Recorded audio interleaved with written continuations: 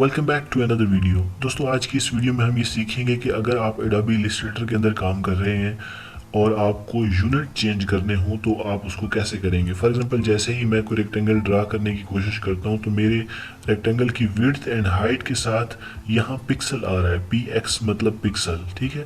तो ये by default आ रहा है। मुझे बाज़ वक़्त पॉइंट्स चाहिए होंगे, बाज़ वक़्त इंचेस चाहिए होंगे, तो उसका तरीक़ेकार क्या है? उसका तरीक़ेकार ये है कि यहाँ से कैंसिल करें, प्रेफरेंसेस में जाएं और यहाँ से यूनिट की कैटेगरी होगी, यूनिट को सिलेक्ट करें तो ये यूनिट्स आ रहे हैं। जर्नल में आपने फॉर एग्जांपल मुझे इंचेस चाहिए, स्ट्रोक में मुझे इंचेस चाहिए और टाइप में भी मुझे इंचेस चाहिए, तो मैं इसे ओके कर देता हूँ।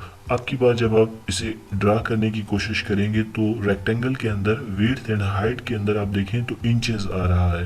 तो आप यूनिट को चेंज कर सकते हैं प्रेफरेंसेस में जाकर, यूनिट में जाकर हम इंचेस को दोबारा पिक्सल कर देते हैं, पिक्सल, स्ट्रोक भी मुझे पिक्सल में चाहिए एंड टाइप भी पिक्सल की, और मैं इसे ओके कर देता हूँ।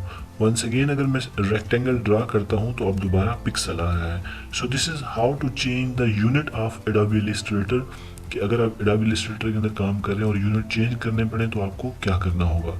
होप सो कि ये क्विक ट्यूटोरियल आपके लिए यूज़फुल हो। एडोबी इलस्ट्रेटर को सीखने के लिए हमारे साथ रहिएगा। Thanks for watching, stay tuned.